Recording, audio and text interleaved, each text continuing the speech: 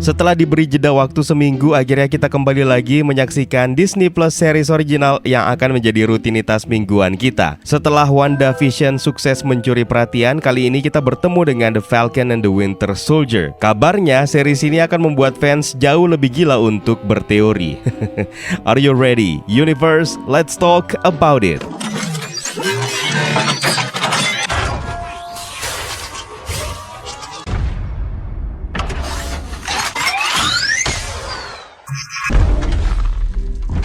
Sebelum kita lanjutkan, seperti biasa kita harus kasih spoiler warning terlebih dahulu untuk kalian yang belum sempat menyaksikan The Falcon and the Winter Soldier episode ke-1 yang sudah tayang di Disney Plus Hotstar.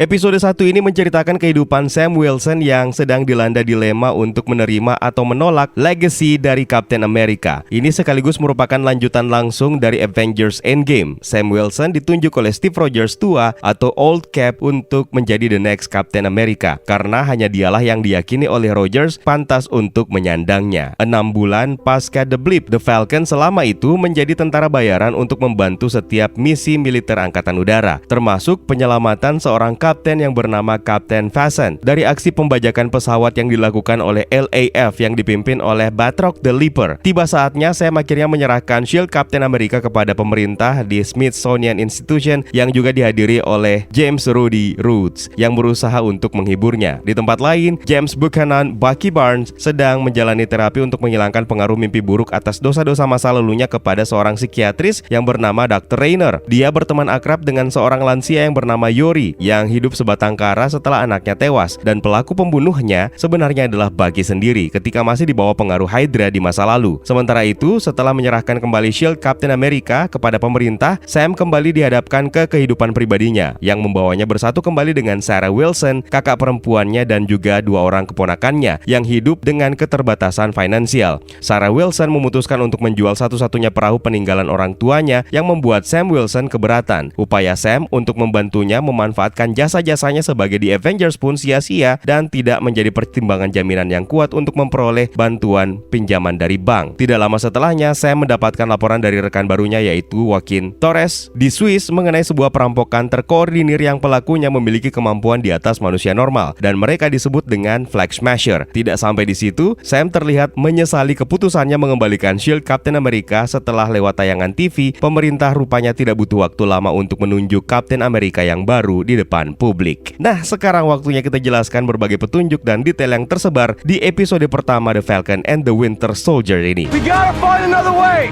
I just did. Joaquin Torres, dia adalah rekan Sam di Tunisia. Sebenarnya bukan karakter yang asing bagi para pencinta komik, di mana Torres pertama kali debut di komik Captain America Sam Wilson isu nomor 1 yang dirilis pada bulan Oktober tahun 2015. Dia memegang mantel The Falcon di komik tersebut setelah Sam Wilson akhirnya menerima mandat sebagai Captain America yang baru. Originnya, dia sama seperti Peter Parker, manusia yang bermutasi dengan kemampuan super. Torres merupakan korban eksperimen dari Karl Malus yang tidak sengaja malah membuatnya menjadi hibrida burung dan vampire. Perlu dicatat juga kalau Karl Malus ini juga dikenal sebagai Power Broker dalam komik. Nah, dalam credit scene kita bisa menemukan nama Power Broker. Ini juga mengindikasikan kalau Torres kemungkinan akan mendapatkan originnya sebagai The Falcon. Jika memang nanti ending series ini Sam Wilson akan menjadi Captain America yang baru, maka Torres tentu saja merupakan pilihan yang pas sebagai The Falcon yang baru. Berikutnya, George Batroc. Di awal film kita melihat Sam Wilson menjalankan misi yang membawanya berhadapan dengan LAF. Tidak ada kesamaan apa-apa dengan sumber aslinya mengenai LAF ini, namun kemungkinan LAF adalah sebuah organisasi teroris yang mungkin mencatut nama organisasi angkatan udara Libya, Libyan Air Force mungkin. Dalam misi udaranya tersebut, Sam ternyata bertemu dengan George Batroc, salah satu karakter lama yang akhirnya kembali lagi. George Batroc dalam komik dikenal dengan Batroc the Leaper. Pertama kali debut di Tales of Suspense isu nomor 75 yang dirilis pada bulan Maret tahun 1966.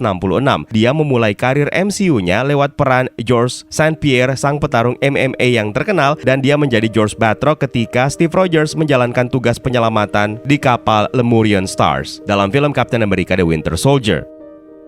Kita juga kembali bisa melihat lokasi yang sudah dikenal baik di MCU, yaitu pameran Captain America di Smithsonian Institution. Steve Rogers sendiri mengunjungi lokasi ini di Captain America di Winter Soldier, dan lokasi tersebut masih dipenuhi dengan berbagai momen peringatan di era Captain America bersama dengan Howling Commandos serta replika kostumnya dari Captain America The First Avengers, juga motor yang digunakan pada Perang Dunia Kedua hingga akhirnya menjadi tempat berlabuhnya perisai Captain America, sebelum ternyata pemerintah Amerika Serikat mengambil kembali untuk menunjuk Captain America mereka yang berikutnya, yaitu John Walker. Kita juga bisa melihat sampul Captain America yang sebenarnya, yaitu komik Captain America issue nomor 1 karya Joe Simmons dan Jack Kirby yang menjadi penampilan pertama karakter ini. Kita juga melihat headline mengenai Sokovia Accords yang juga dipajang. Sokovia Accords menjadi isu yang membuat Avengers terpecah di Captain America Civil War, di mana Steve Rogers menolak kesepakatan tersebut. Kita juga bisa melihat sekilas bendera Sokovia. Selain itu juga terdapat headline invasi pertama Thanos di New York yang memperlihatkan Q-Shift dari film Avengers Infinity War. Juga ada judul The Blip, namun masih belum dilengkapi dengan keterangan tambahan. Kita juga bisa melihat logo SHIELD dan Hydra di dinding kaca. Sedikit tambahan, kisah Steve Rogers di headline Final Mission yang menceritakan hampir keseluruhan plot atau rangkuman alur cerita Avengers Endgame, thanks to New Rockstar yang sudah menerjemahkan setiap kalimat dari headline ini. Dan setelah disimak baik-baik, mereka yang menulis plot ini tidak memasukkan mengenai time heist. Artinya perjalanan travel back ke masa lalu yang dilakukan oleh The Avengers dalam film Avengers Endgame dirahasiakan dan tidak diungkap ke publik.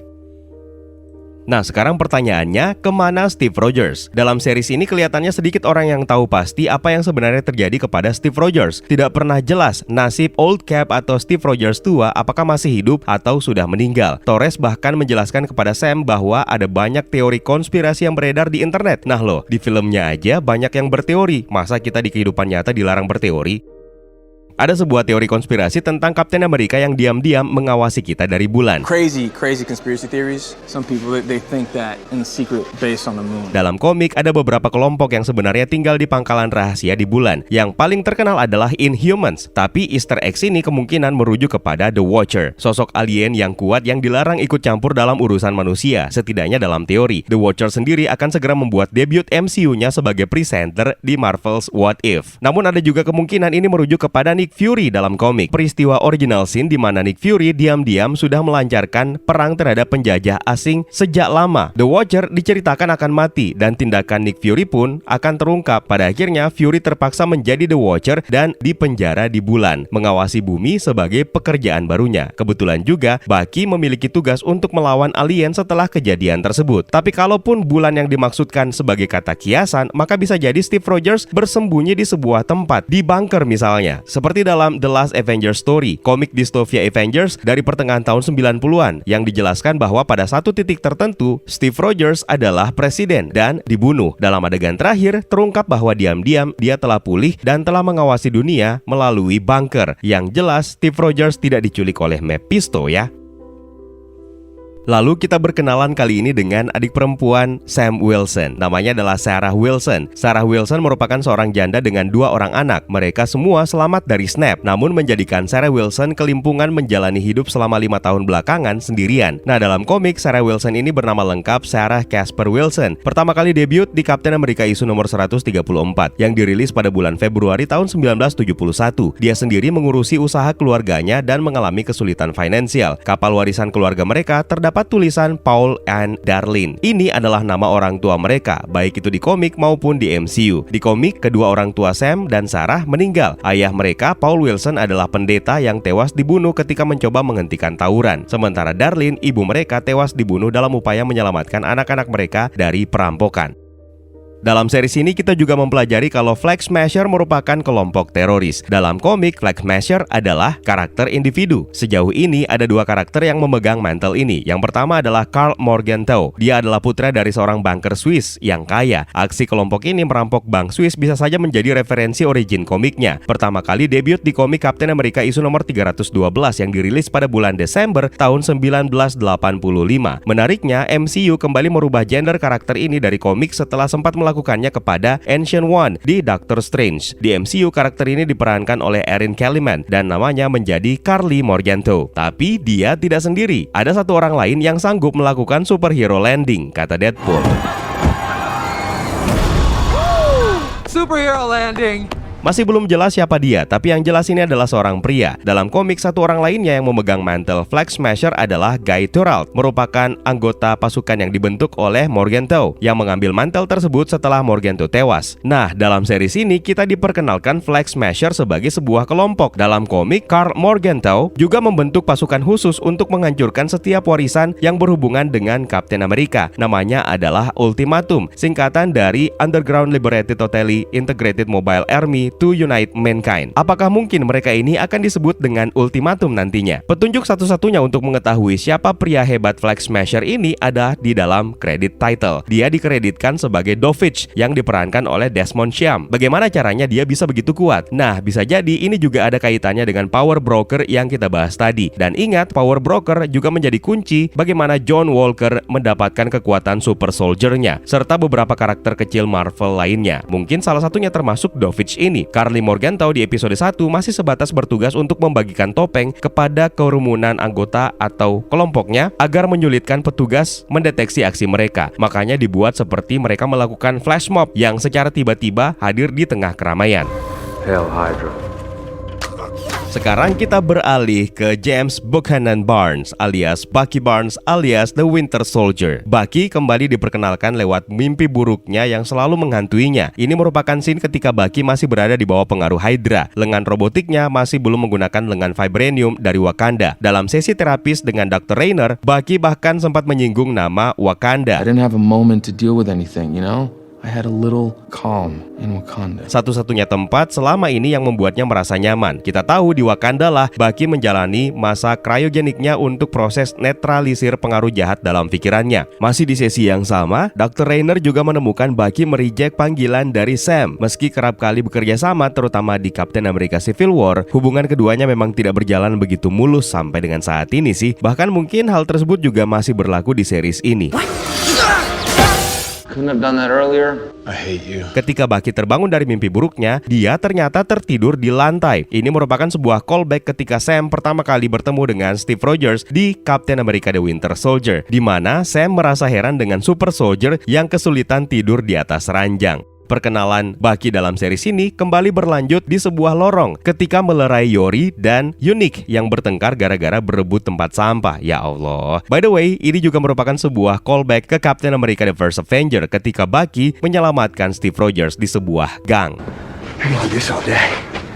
Dalam perkenalannya dengan Leah yang diperankan oleh Miki Ishikawa, Bucky menyebut terakhir kali dia dance itu terjadi pada tahun 1943, tahun ketika dia berpisah dengan Steve Rogers untuk menjalankan misi sebagai pasukan militer. Sementara Steve Rogers bersiap-siap untuk melakukan eksperimen percobaan serum Super Soldier yang menjadikannya sebagai Kapten Amerika. Bucky juga sempat menyebut kalau dia memiliki saudara perempuan. Memang benar, dalam komik ada. Dia adalah Rebecca Barnes yang diperkenalkan dalam komik The Marvel Holiday Special isu nomor 1. Setelah kematian orang tua mereka, Bucky dan Rebecca akhirnya dipisahkan. Namanya diperkenalkan kembali dalam Heroes Reborn. Kita juga punya callback lainnya untuk Captain America The Winter Soldier, di mana ternyata Bucky punya catatan yang sama dengan Steve Rogers di Captain America The Winter Soldier. Bedanya, Steve Rogers menggunakan catatan tersebut sebagai referensi dirinya mengenali zaman di mana dia tertidur selama beberapa dekade. Dalam catatannya terdapat begitu banyak referensi pop culture, baik itu film maupun lagu-lagu dan juga tokoh-tokoh terkenal. Kalau Bucky fungsinya beda, yang berisi beberapa nama yang kemungkinan berhubungan dengan korban kejahatan masa lalunya yang dimana dia akan temui untuk melakukan penebusan dosa. Beberapa nama yang tertera dalam buku tersebut adalah mantan tokoh Hydra yang dia bantu selama menjadi Winter Soldier. Sebagian lainnya adalah orang yang tidak berdosa yang anggota keluarganya terbunuh karena berada di tempat yang salah dan pada waktu yang salah. Termasuk salah satunya adalah anak dari Yori Nakajima. Nama-nama lainnya sepertinya tidak asing juga bagi para pencinta komik. A. Rostov alias Red Barbarian merupakan mantan jenderal di Uni Soviet yang dibunuh oleh Winter Soldier. Kemudian ada P.W. Hauser. Kemungkinan dia adalah seorang Nazi yang bernama Wilhelm Hauser yang melawan Nick Fury dan Howling Commandos-nya dalam komik. Menariknya, karakter lain dengan nama Hauser juga merupakan duri di pihak Sam Wilson selama waktunya menjadi Kapten Amerika, seorang pembawa acara radio yang pengen Sam menyerahkan perisainya kepada John Walker, US agent. Lalu ada si Kuznetsov Kuznetsov, yang mungkin merujuk kepada seorang ilmuwan di komik yang menciptakan robot untuk Uni Soviet. Tapi jangan kesampingkan yang paling menyita perhatian adalah Helmut Zemo, villain utama dalam Captain America Civil War. Dia menjadi kekuatan yang harus diperhitungkan untuk The Falcon and the Winter Soldier ini. Memang terlihat dalam trailer Bucky sempat terlibat konfrontasi singkat dengan Zemo, namun Bucky membuang semua peluru di pistolnya. Zemo kemudian terlihat sempat menjadi sekutu Sam dan Bucky dalam menjalankan misi di Madripoor.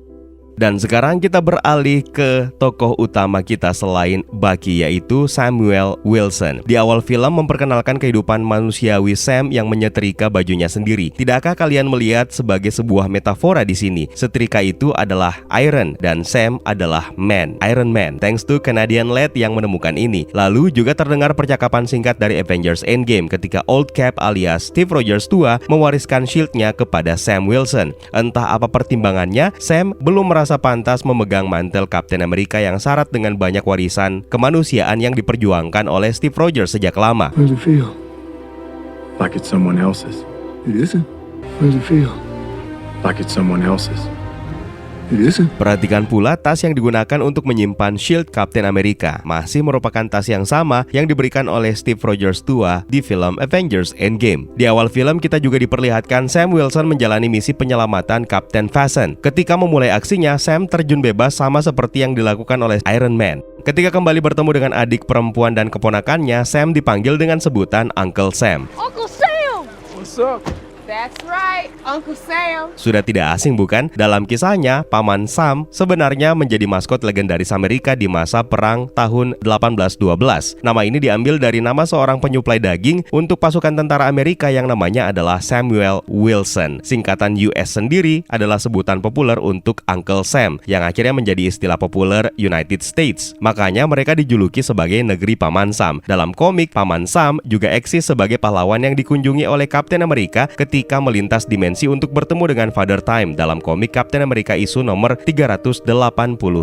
Ini menjadi salah satu bukti tersirat bahwa Sam Wilson sebenarnya pantas untuk memegang mantel Captain America. Kita juga bertemu dengan Red Wing kembali dengan berbagai macam kecanggihannya. Red Wing semenjak The Blip ternyata masih terus membantu Sam Wilson menjalankan tugas di Angkatan Udara, dan juga terkonfirmasi ada beberapa tangan yang mencoba untuk mempelajari kabel sirkuit drone tersebut. Makanya Sam Wilson jadi begitu overprotective ketika Letnan Torres mencoba untuk menyentuhnya. Ini juga bisa menjadi sebuah petunjuk bagus bahwa sebenarnya Red Wing itu adalah elang sungguhan dalam komik dan merupakan hewan peliharaan sekaligus teman bagi Sam Wilson, dan gak sembarang orang yang boleh menyentuhnya. Kamu juga gak mau kan kalau burungmu disentuh sama laki-laki lain? Sam Wilson dan Sarah bertemu dengan perwakilan bank untuk mendapatkan pinjaman. Ada sebuah percakapan lucu tentang bagaimana gaji para Avengers dibayarkan. Perwakilan bank menduga Tony Stark yang membayar Avengers, yang mana ini adalah callback untuk komentar Tony Stark sendiri di Avengers Age of Ultron. Oh, actually he's the boss. I just pay for everything and design everything and make everyone look cooler. Series ini berakhir ketika Sam Wilson menonton siaran berita WHIH News. Stasiun berita ini memang sudah berulang kali hadir di MCU yang meliput beberapa peristiwa seperti misalnya amukan Hulk di Harlem, misi bencana Avengers ke Lagos di Captain America Civil War, dan pelanggaran kriminal Scott Lang, serta bahkan baru-baru ini juga kembali ditampilkan dalam WandaVision. Dan akhirnya kita bertemu juga dengan Kapten Amerika yang baru. Sama halnya dengan di komik, John Walker ini merupakan pilihan pemerintah, bukan pilihan Steve Rogers. Pertama kali debut sebagai Super Patriot di komik Kapten Amerika isu nomor 323 yang dirilis pada bulan November tahun 1986. Dalam perjalanannya, John Walker sebagai Kapten Amerika, dia menjadi sosok yang korup dan kejam hingga membuat Steve Rogers berusaha kembali mengambil perisainya. Dalam kisah komik lainnya juga kembali memperlihatkan mantel Kapten Amerika diperebutkan oleh Sam Wilson dan John Walker hingga membuat Sam Wilson lah yang berhak atas mantel tersebut. Perhatikan baik-baik kostum baru dari Kapten Amerika ini. Dia memiliki pistol yang sama halnya dengan yang digunakan oleh Steve Rogers ketika pertama kali menjalankan misinya sebagai Kapten Amerika di era Perang Dunia Kedua. Saya malah tertarik dengan desain logo bintangnya yang lebih meng-highlight huruf A di dalamnya. Logo bintang menjadi kiasan untuk US dan A untuk agent. Apakah ini memang menjadi pertanda kalau dia akan menjadi US agent seperti dalam komiknya? Nah, sebagai episode awal, jangan lewatkan petunjuk yang ada dalam credit scene yang berisi banyak bocoran untuk sepanjang series ini, sama halnya dengan yang terjadi di WandaVision kemarin. Seperti yang sudah kita singgung, ada nama Power Broker, sosok ilmuwan jahat dalam komik yang menciptakan tentara super. Power Broker bisa jadi sedang melakukan eksperimen Super Soldier dan menjelaskan kenapa pemimpin Flag Smasher muncul untuk mendemonstrasikan kemampuan manusia supernya. Karakter ini sendiri secara teknis pernah muncul dalam series Jessica Jones, tapi entah bagaimana kisahnya akan dimulai di MCU ini. Yang menarik, kredit tersebut juga berisi referensi ke Madripoor dalam sebuah teks yang dalam translate-nya mengatakan pasukan dari Madripoor telah melakukan pelanggaran hak asasi manusia. Mungkin inilah yang akan membawa petualangan Sam, Bucky, dan juga Zemo untuk berangkat menuju Madripoor melakukan misinya. Kredit title ini juga memiliki gambaran singkat dari Carl Lumbly yang diyakini akan bermain sebagai Isaiah Bradley, Black Captain Amerika yang pertama dalam komik, yang mengungkap bahwa pemerintah Amerika diam-diam melanjutkan eksperimen Super Soldier kepada orang kulit hitam Amerika setelah penciptaan Steve Rogers. Bradley adalah satu-satunya yang selamat, tapi dia dipenjara setelah berani memakai warna Kapten Amerika. Perhatikan bahwa tampilan Carl Lumbly ini bertepatan dengan sebuah laporan yang diambil dari catatan riset yang membahas mengenai subjek uji coba. Kita lihat saja apakah plotnya akan sama dengan di MCU. Nah, itu dia beberapa detail yang kita temukan dari series The Falcon and the Winter Soldier. Kalau ada detail menarik lainnya yang kalian temukan, jangan sungkan tambahkan di kolom komentar di bawah ya, Universe. Terima kasih sudah menonton dan juga terima kasih sudah bergabung di membership community. It's time for me to sign out. My name is Eka. Stay safe and until next time.